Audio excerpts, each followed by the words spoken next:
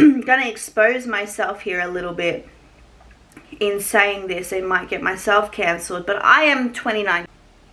Hi, and welcome to my very awkward intro. My name is Susan/Bambi, and this is Bambi's Rambles. How are we, friends? Are we good? That's good. And if you're not okay, that's okay too. Because as we know in the last video, Bambi is very sick. But Bambi is here. And I know what they say about quality over quantity. But as a busy mum, we got to get things done, and I miss filming and I miss you guys, and I have a lot to say about many a topic. So another video from me, guys. So you're gonna have content for the next few days, and I really appreciate anyone that is subscribing and watching and liking, even disliking. I'm completely fine with it. So again, sorry about the boring outfit. I'm just trying to be comfortable. But anyway, in today's video, I want to actually talk about something that I haven't spoken about on my channel before, which is actually Tana Mongeau. I cannot say her surname if I pronounce that wrong. Tana, I'm sorry, like Tana's ever going to see this video, but I apologize if I say that incorrectly. I actually want to talk about Tana because I have had a lot of opinions on Tana over the years, and I watched her podcast cancelled. I will link said episode down below, and I will link her channel, all that stuff down below. You guys know who she is anyway. But I kind of want to talk about Tana, and I kind of want to talk about the episode that she did today with Trisha. Now, they talked about a couple of different things, and I feel like, look, I can sit here and talk about Trisha and how they, you know, said that they don't feel responsible for the cancelling of frenemies. Let me just fix this up, guys, because I feel like it's not bright enough. Is that bright enough, guys? I'm so sorry. How they feel like they're not at fault for what happened with frenemies and all that sort of stuff. So I could talk about that, but again, I feel like talking about Trisha is just, you know, I had my open letter to Trisha, and I misgendered her, and I apologize for that. I used she, her pronouns instead of them, they. I'm really sorry about that, and I don't necessarily stand 100% with that video anymore. Some of it I do feel like she has grown quite a bit. I do believe that, but I think in regards to frenemies, I think she made a lot of mistakes there. But I also have not so positive feelings about Ethan Klein, and so, you know, I think birds of a feather flock together, and I think they've both made a lot of mistakes here. I really do feel that way. This might get me cancelled because I know that H3 and Healer and everything have a big fan base, a big audience, and a lot of people will probably disagree with me, and that's fine. You know, I don't even have to really go into that. That's not really where my I'm not really their demographic, I guess. But anyway, yeah, I could talk about Trisha in this and all that, but I kind of won't, because I think they are not the focus of what I felt from that podcast episode. So I have known, a lot of us have known about known about Tana for years, right? We all know she's had, we had the iDub situation, we had the N-word situation, we had TanaCon, we've had her have interactions with Dawson, a lot of different things, right? We've had the fake real wedding, we had the MTV show, we've had so much from Tana over the years, right? And I feel like if you have your opinion on Tana, it kind of stays that way. No one really changes and grows their opinion on Tana. But mine kind of has. Now, I'm not saying everyone can't change their opinion or hasn't changed their opinion. If you have, leave a comment down below. Like, I want to hear all about it, you know. But my opinion on Tana has kind of stayed the same, but not really. So I feel like sometimes I've seen some stuff and I'm like, what are you doing, Tana? That's some like messed up, problematic, crappy behavior. Stop. What are you doing? But I feel like what I heard in that podcast this morning kind of cements the idea of what I've had about Tana. Now, I'm going to expose myself here a little bit in saying this, I might get myself cancelled, but I am 29 years old, right? And I have made a lot of mistakes. Like, I mean a lot. I am a former drug addict. I have, you know, done some questionable things with my body.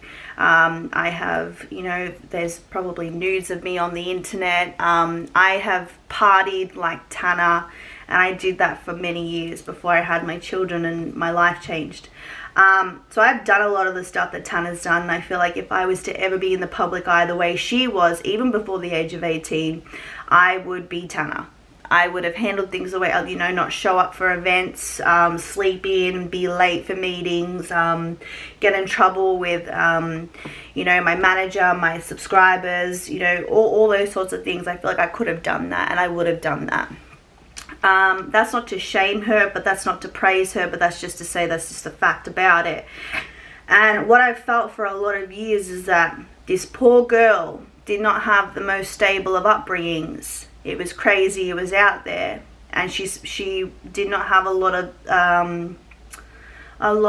supervision. So she went out and made a lot of mistakes and done a lot of crazy things and sought attention from the wrong people in the wrong situations. And, you know, I understand that she is a role model for people, but I don't think she wanted to be that. But I think she needed to wake up a little bit and see that she is a role model. And I really feel like she has woken up. And in her podcast today, she spoke about, you know, people have exploited her for a number of years. You know, she knows that she was depressed. She knows she made mistakes. She knows that her manager was not the best manager for her at the time.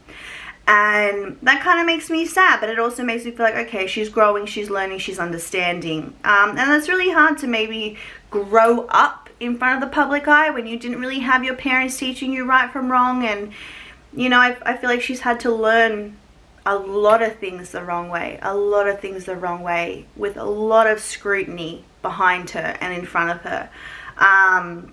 And that's, you know, here nor there. But when she started to speak about Shane Dawson and, you know, that video, and she's like, oh, you know, I don't know if I was 18 or not. That was a very hazy, interesting time in her life. She doesn't know whether she was 18 or 18 in a day. You know what I mean? Like, that's concerning. And for her to say that he was a role model to her and an idol to her, and then she was put in those situations, I feel for the girl. And I feel like that's happened many a time. And she also spoke in the podcast about about working on her mental health and things that have caused her trauma. Even when being famous, things have caused her trauma. And this is where we go into Gabbie Hanna a little bit. I feel like I'm just saying Gabbie Hanna over and over at this point, because she seems to be tiptoeing in every drama on the internet. It's just Gabbie Hanna just appears. But as you do, that's just Gabbie at this point. But when she was talking about how she was 17 at VidCon, and she did not say who this person was, this famous person, this influencer, tried to hook up with her, and they were older, and that's traumatic in itself. Like, why are we not talking about the exploitation of that there, or the grooming aspect of that? And she said, you know, I'm friends with this person now, and so on and so forth. But Gabbie Hanna wanted to kind of sell that story. And Tana said, what did she say? That's when Tana said, what if that is something that's linked to my trauma? You know, what if that is a trauma that I'm experiencing, or that's something that's happened in my past that has given me, you know, all that sort of stuff. Like, why does no one see that about Tana? Why does no one see that this is kind of a girl that kind of grew up, you know, in front of the camera, mentally grew up, that is, and to try and exploit that? Gabbie, what are you doing? That's fucked up, you know? But I kind of feel sorry for Tana, and I feel like maybe she's growing as a person, and she's always going to make mistakes, and she just seems like a very free spirit. She's she's pansexual, she's on OnlyFans, you know, she's just a very, very free person. And whether that comes from her childhood or not, or she's making mistakes, I feel like she was very young when a lot of these mistakes happen. That's not an excuse forever, I know that. But let's just look at this for a second and see, like, why were people ragging on her for not showing up to, I probably ragged on her too, but why are we ragging on her for not showing up for places instead of acknowledging the fact that maybe this oversleeping and over medicating came from a place of that she needed help? Why didn't no one help her? Why didn't her manager help her? Why were people just spreading her thin to bring in the money? And I feel like maybe she's starting to learn that about herself, and maybe she's starting to grow through that. And she says, you know, sometimes I can't even speak on things because people are like, oh, well, what have you, well, look what you've done, look what you've done. And I feel like that is a shitty argument that I keep hearing time and time and time again about situations, and I'm over it at this point. I understand that people make mistakes, but you can actually be wrong in a situation and right in another situation. Or you can be both right and wrong in a situation. Like it comes through like a debate or something like that. You can have credible points, non-credible points. You know, this is the type of thing that just doesn't make sense to me, why that's so bizarre on the internet is, okay, this person is crappy and done crappy fucking things. But in this, they're right and they're allowed to speak on it, and that's okay. You know? Or if they're trying to cancel someone, but everyone's like, you can't cancel anyone, look at you, look at you, look at you. You know, when she was dragged for TanaCon, I have a very different opinion on TanaCon than everybody else. This is just a rambling video, but I feel bad for her for TanaCon.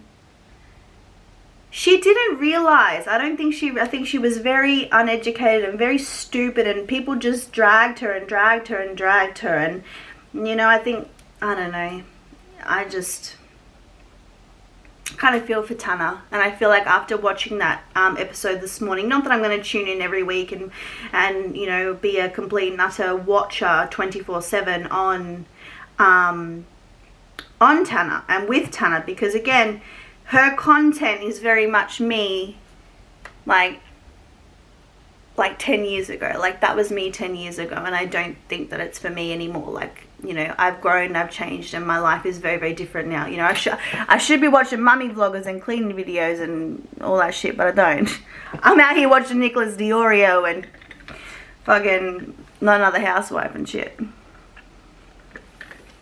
I don't know, I just feel like maybe she has grown, maybe she has learned, and you know, I appreciate that for her. And I feel like a lot of these young influencers that come up kind of make a lot of mistakes, and maybe it's bad because it's a bad influence on people, but also maybe it's a good thing, because who knows, maybe these youngins are learning a thing or two.